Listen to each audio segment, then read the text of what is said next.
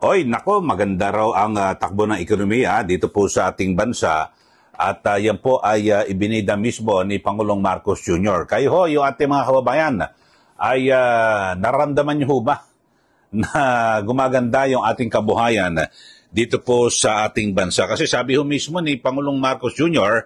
sa harap pa ho mismo ng Diplomatic Corps at ganyan din, kaugnay ng na Bandi Honor ho yan sa Malacanang dahil sa ganyan pag-Independence Day ay imbitado ho lahat po ng mga opisyal ng gobyerno dito po sa ating bansa at maging mula sa kasama yung international community at yung mga diplomat ay talagang kasama ho dyan at nagtatalumpati ang Pangulo. Sabi ho niya ay gumanda raw po yung ating ekonomiya. Kayo ba, ramdam niyo ho ba?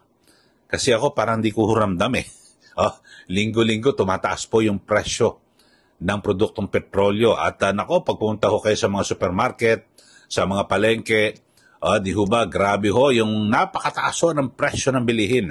Alam nyo ho, hindi lang ho siguro dapat na pinagbabasihan natin yung mga, kung ano-ano mga numero, yung mga GDP niyan, na kung ano-ano. Dapat talagang yung punta ka sa palengke, nagmumura yung bilihin. Tapos pinakamatindi ho ngayon, di ba, hindi ho natuloy yung pagtataas sa sweldo ng mga manggagawa, yung legislated wage increase. Dahil sa hindi po nagkasundo yung bersyon ng mababang kapulungan ng Kongreso at ng Senado kasi sa House of Representatives ay 200 pesos. At sa Senado naman ay 100 pesos. Pero habang nakasalang yan, naglabas na ho ng pahayag yung economic team ni Pangulong Marcos Jr. na makasasama raw sa ekonomiya at lalo na sa inflation kapag napagtibay yung wage increase, legislated wage increase kung magkano man yan. So, yun ho. Pero ito, pakinggan ho natin. Mismo binanggit ho ng Pangulo na naku, maganda raw ho ekonomiya dito po sa ating bansa. Kanyang ibinibida ho ito sa harapan po ng Diplomatic Corps at iba pang opisyal ng ating gobyerno. Ipinagmalaki ni Pangulong Ferdinand Marcos Jr. ang patuloy na paglago ng ekonomiya ng Pilipinas at ang kahalagahan ng isang independent foreign policy sa harap ng Diplomatic Corps at mga opisyal ng pamahalaan sa Bande Honor bilang bahagi ng selebrasyon ng Araw ng Kalayaan. Binigyan din ng Pangulo na nakabatay ang independent foreign policy ng kanyang administrasyon sa pambansang interes, kapayapaan at pagtutulungan sa mga kaalyadong bansa. Ibinida rin niya ang 5.4% economic growth ng bansa sa unang quarter ng 2025 na pinakamabilis sa buong ASEAN kasabay din ang pagbaba ng inflation sa 1.3% noong Mayo na pinakamababa naman mula 2019. Okay, so yun ho, 5.4 growth rate. So gumanda na.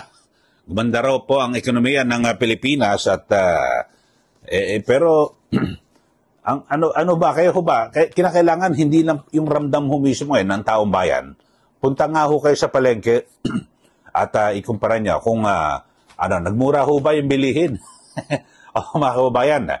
Kasi ho mas maganda ang nagsasabi yung taong bayan, hindi ang gobyerno na gumaganda ekonomiya. Kasi alam niyo ho, ang mga Pilipino, tayo naman, sanay ho tayo sa hirap. Pero pag namili ka ho sa palengke, di po ba, sa palengke, supermarket, naku, nagmura yung bilihin Talagang tuwan-tuwa ka At ipinagkakalat mo yan, naku, ganda ngayon ang presyo ng bilihin mura ngayon ang bigas, yung mga bilihin, gulay, isda, lahat ng mga bilihin, napakamura. Di ba? Kung totoong ganon, nangyari. At, pero, parang mas nakakapikon at nakakainis sa taong bayan na magsasalita ho ang Pangulo, ang iba pang mga opisyal ng gobyerno. Nako, ang ganda ng ating ekonomiya. At yung ating inflation ay maganda rin ho. At bumaba. Kasi ang binabanggit niya ho, nung buwan ng Mayo, nakaraang buwan lang ho, ang Pilipinas ay umabot na lang ho sa 1.3% ang inflation. So bumagal. Hindi ito bumaba, bumagal. At ito po ay ang sinasabi, mataas ito mula sa 1.9% mula January to May 2025. So yun ho, mga kababayan, yung nagiging average. So, bumagal ang presyo, ang inflation, ibig sabihin ay hindi biglang tumataas. Kasi ang inflation, mga kababayan, yan po ay sumasalamin. Kumakatawan po sa presyo ng bilihin dito po sa ating bansa. So, yun ho. So, ang binabanggit ho nila ay kumpara daw ho noong May 2024, ang inflation rate ngayon ay mas mababa no, kumpara sa nakarang taon. So, gano'n naman, may comparison, no? Kinukumpara ho yan, mga kababayan. Pero, ang pinakamainam ho talaga na makaramdam po ng talagang gumaganda ekonomiya, tayo mismo, taong bayan. O, halimbawa, punta kayo sa palengke. O, kumusta yung mga bilihin dyan? Sa supermarket, alam nyo ho, pag namili ho kayo, halimbawa, may dala kayo 1,000, naku, wag na kayo mag-grocery. Kung 1,000 lang ang dala nyong pera. O, dahil sa, baka yung isang daliri, yung nililiit Kayang-kayang buhatin Di ba, yung 1,000, yung plastic bag, or di ba, yung bag, pwedeng yan ang pangbitbit mo, sagaan sa konti ho ng mabibili, di po ba?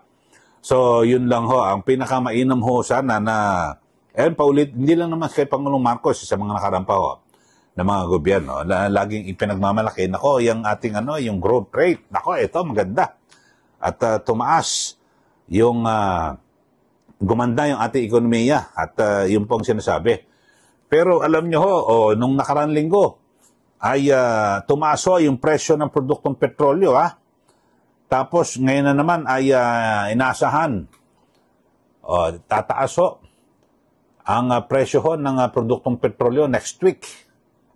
Grabe ho, mga kababayan. So, ang sinasabi ay ito ho. Meron pong report na sa June 17, sa susunod na Martes, ay may mga posibilidad na panibago na naman pagtaas sa presyo po ng produktong petrolyo. At ayon po sa Department of Energy, Oil Industry Management Bureau, kay Assistant Director Rodela Romero, na ang global market trends ay mukhang papataas daw, no? Yun po, yung trend daw, talagang papataas daw po yung presyo ng produktong petrolyo. So sa ngayon po, nakikita yung pataas na ang direksyon ng presyo. So yun po, at kung pagbabasihan yung first 2 days. So nako, grabe ho ito. Nung nakaraang linggo, mga kababayan, tumaas na po yung presyo ng produktong petrolyo. So, alam niyo, kapag tumataas yung produktong petrolyo dito sa ating bansa, may epekto yan sa mga bilihin lahat ho yan. Kasi, alam niyo naman yung, yung transportation cost, etc., etc., talagang yan po ay nakakadagdag sa mga, sa presyo po ng mga bilihin dito po sa ating bansa. Kaya, yun ho, kayo ho ba, yung ating mga subscribers, yung ating mga tagapanood dito po sa ating channel, ay ano ho ba, anong reaksyon ninyo dito po sa binabanggit ni Pangulong Marcos Jr. na gumanda raw po ang ating ekonomiya at yung growth rate, tayo raw ho yung pinakamaganda sa Asia. sa Asia ho, na kung saan talagang lumalago yung ating ekonomiya. Tapos, ang binabanggit niya ho yan sa harapan po ng diplomatic corps at mga opisyal ng gobyerno na maraming pera rin. Siguro hindi ho nila ramdam yung hirap po ng buhay ng pangkaraniwang Pilipino, di po ba? So, alam niyo ho, lahat ho yan Mahirap kasi kung puro numero ang ating pagbabasihan na gumaganda, okay po yan. Pero, kasi kung sabagay, actually kaya ginagawa ko yan, kasi dati may mga nakausap po ko ng mga ekonomista na kinakailangang sabihin mismo ng Pangulo na ito, yung ating growth rate, etc., na gumaganda yung ating ekonomiya, matatag. Para saan po yan? Kasi para po sa pangungutang. Di ba kasi kinakailangan na sabihin mo sa uutangan mo na may kakayanan ka na magbayad at para mas mababa interest, yun ho, at di ba, kung puro utang na lang gawin natin, talagang lubog na sa utang ang mga Pilipino. So yun po, pero pinakamaganda ho, talaga, sana ang mga Pilipino, ang mamayan, ang sila po magsabi na gumaganda po ang kalagayan ng ating ekonomiya sa papaanong paraan. Gumaganda po yung kabuhayan ng ating bansa o ng bawat Pilipino. Pero sa katunayan, paano mo maikukumpara na gumaganda yung ating ekonomiya sa latest survey ho mga kababayan, tumaas po yung unemployment. Parang parang may contradiction, no? Nagkokontrahan. Unemployment, tumaas ho tingnan ho natin, ulitin natin, ha? Di ba? Alam nyo naman, di ba? Yung mga kababayan natin, yung unemployment rate sa bansa, di ba? Dumami ho yung mga walang trabaho, Di ba? Ang sabi, mahigit sa 2 milyon, 2.06 million ang walang trabaho. Mga kababayan, ito ho, April ho ito, Yan, April 2025. At na kung saan ay ang unemployed individuals ay nasa tinatayang 2.06 million. Mga kababayan, so paano lumago ang ating ekonomiya? Dumami ho yung mga walang trabaho. Yun lang naman tanong natin. Hindi naman ako eksperto sa ekonomiya. Pero kung gagamitan lang naman ho natin ng, di ba, ng pag-iisip, yun ho mga kababayan, bakit ho maraming walang trabaho kung maganda po ang ekonomiya ng ating bansa? Yun ang aking mga tanong. Di po ba? Kayo ho, ano ho bang inyo pong pananaw dito sa ating mga taga-subaybay dito po sa ating channel?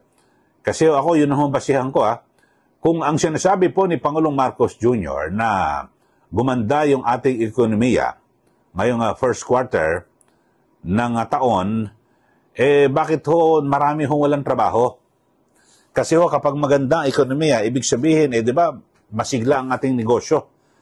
At ibig sabihin, kapag ganyan na masigla ang negosyo, matatag ang ekonomiya, ay mas marami pong oportunidad na pwede ho ang ating mga kababayan na, di ba, makakuha ng trabaho. Pero bakit ganon? Mahigit 2 milyon ang walang trabaho.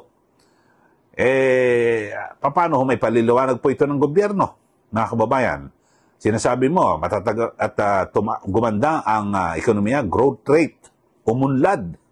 Ibig sabihin niya, umunlad po ang ating ekonomiya, tapos marami po ang walang trabaho. At isa ako sa nagsasabi ho na talagang napakataas po ng bilihin dito po sa atin sa ngayon. Grabe ho. At lalo na ho yung mga minimum wage earners, hirap na hirap po talaga na talagang yung mataas na presyo ng mga bilihin, tapos yung singil sa tubig, yung mga bayarin ho yung mga bayarin ho mga kababayan, ano ba, minimum wage earner, magkano? 645 a day dito po sa NCR. So, hindi po kakayanin. Biro mo, ang daming bayarin. Halimbawa, kung wala ka sariling bahay, upa sa bahay, bayarin sa kuryente, bayarin sa tubig. Tapos, magpapasok ka na. Mamimili ka, mga school supplies. Paano ito? Sabihin natin, sa public school, libre ho ang matrikula. Pero yung araw-araw po na gastusin ng inyong mga anak, ng mga estudyante, di ba, malaki ho ito Tapos magtitipid ka na, huwag ka nang kumain sa kantin, medyo mahal magbaon ka na lang. Bibili ka ng pagkain, baon. O bigas, napakamahal. Maswerte ka kung pwede ka makabili ng 20 pesos kada kilo ng bigas, di po ba?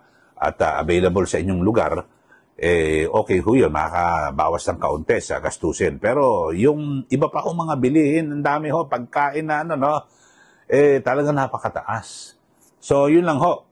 Kayo ho, bahala na kayo, magkomentaryo ho kayo kung ano yung gusto nyo. Kayo ho ba ay naniniwala at sabihin natin, nararamdaman na gumaganda po yung ating ekonomiya, sabi po ni Pangulong Marcos Jr. Sige, mag-comment na ho kayo.